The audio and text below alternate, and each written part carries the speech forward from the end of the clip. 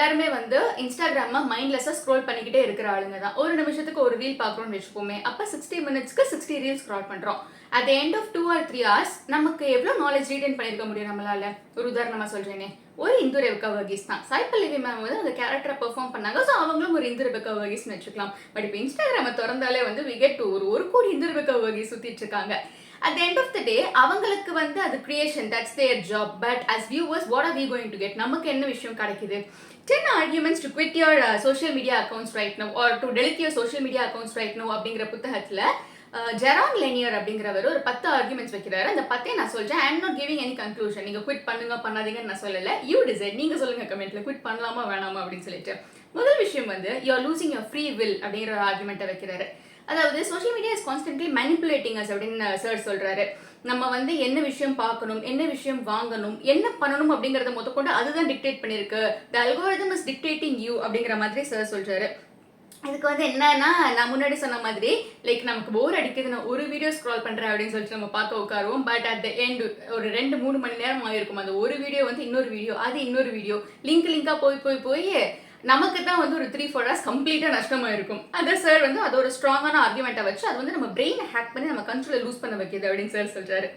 ரெண்டாவது விஷயம் வந்து பயங்கர இன்சேனிட்டி இருக்குது சோஷியல் மீடியாவில் அப்படின்னு சொல்கிறாரு. அதாவது சோஷியல் மீடியாவே வந்து it thrives on outrage and polarisation. சுருக்கமாக சொல்கிறது அப்படின்னா கான்ஃப்ளிக்ட். சோஷியல் மீடியாவில் வந்து சண்டைகள், conflict keep social media engaged. இப்போ நம்ம சமீபத்தில் கூட பார்த்துருப்போம், ஒரு கிரியேட்டர்ஸ்க்கு நடுவில் ஒரு ப்ராப்ளம் இருந்தது. ஒரு சமீபத்தில் 2-3 சம்பவங்கள் நடந்தது அந்த மாதிரி. பட் அந்த சம்பவங்கள் அப்போ அந்த சோஷியல் மீடியாவே பயங்கர இதில் இருந்தது. அப்படி நெருப்பு மேலே நிற்கிற மாதிரி இருந்தது. இந்த பக்கம் பார்த்தா இவங்களுக்கு சப்போர்ட் பண்ணி ஒரு குரூப், அவங்களுக்கு சப்போர்ட் பண்ணி ஒரு group. So social media thrives on conflict. ஏதாவது ஒரு சண்டை, ஏதாவது ஒரு பஞ்சாயத்து, எவன் விட நாசமாக போனால் நம்ம வந்து உட்காந்து ஜாலியாக பார்த்துட்டு போய் பாரு இங்கே இப்படி நடந்திருக்கு பாரு அங்கே. ஸோ நம்ம வந்து ஒரு கமெண்ட் சொல்லி நம்ம ஒரு சைடு எடுத்து at the end of the day it's all meaningless. எல்லாமே மீனிங்லெஸ் தான். 2 பேருக்குள்ள பிரச்சனைனா, நிஜ வாழ்க்கையில் வந்து 2 பேருக்குள்ள பிரச்சனை which is sit and chart it out. நான் ஃப்ரெண்ட்ஸ்க்குள்ள ப்ராப்ளம் அப்படிங்கிறப்ப நான் ஃபோன் எடுத்து என் ஃப்ரெண்டு கூட பஞ்சாயத்து அப்படின்னு சொல்லி நான் வீடியோ போட மாட்டேன். Which is what same people வந்து அப்படி பண்ண மாட்டாங்க. But social media thrives on கான்ஃப்ளிக்ட்டுங்கிறதுனால அது தெரிஞ்சுக்கிட்டு அவங்களும் அந்த கான்ஃப்ளிக்ட்டை வந்து ஜாஸ்தி பண்ணிட்டே போகிறாங்க. அண்ட் அஸ் பீப்புள் நம்மளும் அதை பார்த்து மோட்டிவேட் பண்ணி நம்மளும் அந்த கான்ஃப்ளிக்ட்டில் ஒரு பகுதியாக மாறிடுறோம். அடுத்த விஷயம் வந்து சார் வந்து ஒரு குற்றமே இல்லாமல் சொல்கிறாரு, social media is making you an arsehole அப்படின்னு சொல்கிறாரு. பேட் பிஹேவியர் அப்படிங்கிற ஒரு விஷயத்த சொல்லியிருக்காரு. இது வந்து ரீசெண்டாக வந்து இந்த பலூன் அக்கா அப்படின்னு சொல்லிட்டு யாரும் ஒரு பர்சனை வந்து அவங்க ட்ரெண்ட் பண்ணி விட்டாங்க. You guys trend the person. நம்ம தான் ட்ரெண்ட் பண்ணுறோம். அவங்கள ட்ரெண்ட் பண்ணிட்டு இப்போ வந்து ஷீ இஸ் ஏர்னிங், அதுவும் சம்பாதிக்கிறாங்க போல இருக்கு. அவங்க through her Instagram account something அவங்க சம்பாதிக்கிறாங்க போல இருக்கு. அதை திருப்பி மீம்ஸ் போட்டுட்டு இருக்காங்க. அந்த பர்சனே வந்து ஒத்துக்கிட்டாங்க, நீங்கள் தான் நான் மீம்ஸ் போட்டு ட்ரெண்ட் பண்ணி விட்டீங்க, ஸோ ஐ எம் ஏர்னிங். அப்போ நீங்கள் வந்து ட்ரெண்ட் பண்ணி அவங்கள வந்து அந்த விஷயத்தை வந்து போட்டு நோண்டி அவங்கள மனசை கஷ்டப்படுத்துகிறப்போ இட் வாஸ் ஃபன். பட் அதே விஷயத்தை வந்து அவங்க வந்து பேங்கபிலிட்டியை யூஸ் பண்ணி ஏர்ன் பண்ணால் இட் இஸ் ராங். அப்போ where do we stand as persons அப்படிங்கிறத கிளியராக சார் சொல்கிறாரு. It's making all of us assholes அப்படிங்கிறத சொல்கிறாரு. அதாவது என்ன விஷயம் சொல்கிறாருன்னா, ஆன்லைனில் வந்து நம்ம சில விஷயங்கள், சில வார்த்தைகள் வந்து உபயோகிக்கிறோம் which we would never use in real life. அது வந்து ஃபீமேல் கிரியேட்டர்ஸ் ஜாஸ்தி அதை ரிலேட் பண்ணிக்க முடியும்னு நான் நினைக்கிறேன். இந்த கமெண்ட்ஸில் வர சில வார்த்தைகள் எல்லாமே வந்து தட் கைண்ட் ஆஃப் வேர்ட் வந்து நம்ம வீட்டில் என்ன சொன்னால் சப்புன்னு விழுந்துரும். No matter what kind of நம்ம என்ன ஏஜ்ல இருந்தாலும் பரவாயில்ல. சில வார்த்தைகளை சொன்னால் இந்தியன் பேரண்ட்ஸ் வந்து எதை வச்சு அடிப்பாங்கன்னு நம்மளால சொல்ல முடியாது. ஸோ அந்த மாதிரி வார்த்தைகளை வந்து சோஷியல் மீடியாவில் ஒரு மாஸ்க்கு பின்னாடி மறைஞ்சிக்கிட்டு யூ கேஸ் கேன் நம்ம எல்லாம் சொல்லிக்கலாம். ஸோ அப்படி ஒரு பேட் பிஹேவியரை நோக்கி நம்மளை புஷ் பண்ணுது அப்படின்னு சொல்றாரு. அண்ட் இன்னொரு விஷயம் வந்து ஃபோர்த் ஆர்குமெண்ட் வந்து social medias undermining truth. False stories தான் ரொம்ப வேகமாக பரவுது.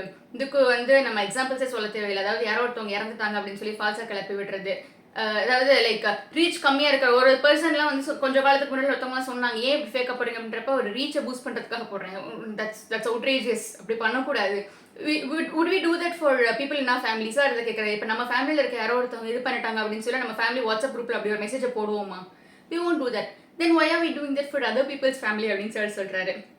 அஞ்சாவது விஷயம் வந்து social media is making what you say meaningless அப்படின்னு சொல்கிறார். ரிட்டென்ஷன் அப்படின்னு சொல்லிட்டு ஒரு விஷயம் இருக்குங்க சோஷியல் மீடியாவில். அதாவது நம்ம வந்து ஒரு ஸ்க்ரால் பண்ணுறப்ப we just have 1 or 2 seconds அவங்கள நிப்பாட்டி வைக்கிறதுக்கு நமக்கு இருக்கிற டைம் வந்து அவ்வளவுதான். அதை வந்து இப்போ அந்த டயத்துக்குள்ளே நம்ம அதை சொல்லணும் அப்படிங்கிறப்ப அவே எக்ஸ்பிரஸிங் ஆர்செல்ஸ் ஃப்ரீலி. இது வந்து சார் வந்து இன்ஸ்டாகிராமுக்கு மட்டும் சொல்லல, ஆல் கைண்ட் ஆஃப் பிளாட்ஃபார்ம்ஸ். ஒரு ட்விட்டர்லாம் வந்து கேரக்டர் லிமிட் உண்டு.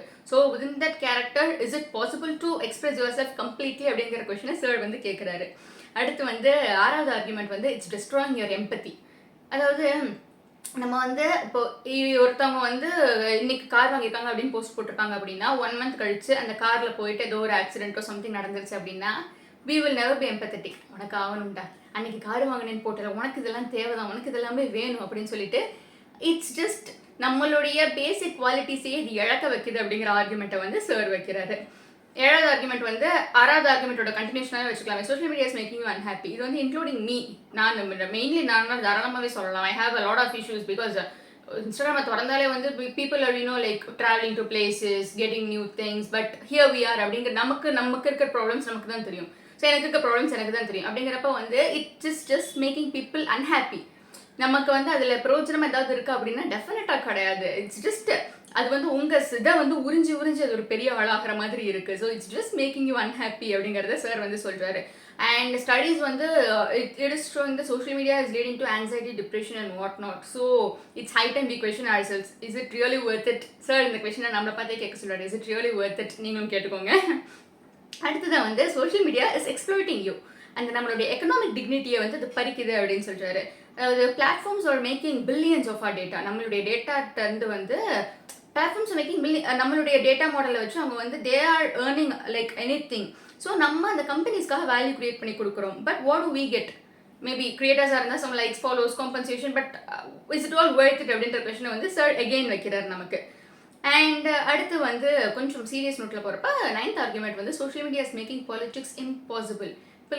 நம்ம வந்து பொலிட்டிக்கல் மீம்ஸ் எல்லாம் வந்து நிறைய போட்டுட்ருக்கோம். அண்ட் பீப்புள் அது இப்போல்லாம் வந்து இந்த டயத்தில் பர்டிகுலர்லி ஒரு புதுசாக ஒரு ஆக்டர் வந்து ஒரு பார்ட்டி ஆரம்பிச்சிருக்காரு அப்படிங்கிறதுனால வந்து அதை சப்போர்ட் பண்ணி ஒரு குரூப்பு, அதை அப்போஸ் பண்ணி ஒரு குரூப்பு, நோட்டில் சம்மந்தமே இல்லாமல் குடுக்குடுன்னு எலி மாதிரி ஓடிட்டு வர இன்னொரு குரூப்பு. ஸோ அதை வந்து சார் எக்கோ சேம்பர்ஸ் அப்படின்னு சொல்கிறாரு. அதாவது நம்ம கண்டென்ட்டோட அலைன் ஆகிற மாதிரி, நம்ம பிலீவ்ஸோட அலைன் ஆகிற மாதிரி விஷயங்களை மட்டும்தான் நம்ம பார்க்குறோம் அப்படின்னு சொல்கிறாரு. So it's just drifting people apart. நமக்கு அந்த ஃபேன் ஃபைட்ஸ் எல்லாம் நடந்துகிட்டு இருக்கு. இவர் அப்படி, அந்த அண்ணா அப்படின்னு உங்களுக்கு தெரியுமா? அண்ணா வந்து அன்னி கூட தான் இருக்காரு, அண்ணா அன்னி கூட இல்லை, அண்ணா வந்து இவங்க you know what is the meaning of that? அதனால வந்து என்ன நடக்குது? மேபி அவங்களுடைய பொலிட்டிக்கல் கரியர் ஃபியூவல் ஆகலாம். But that holds a lot of power, I believe. Because நம்ம வந்து நம்மளுடைய ஒப்பீனியன்ஸே ஷேப் அப் பண்ணுற அளவுக்கு social media has the power. But it's just getting exploited அப்படின்னு சொல்கிறாரு. 10th ஆர்குமெண்ட் வந்து social media hates your soul.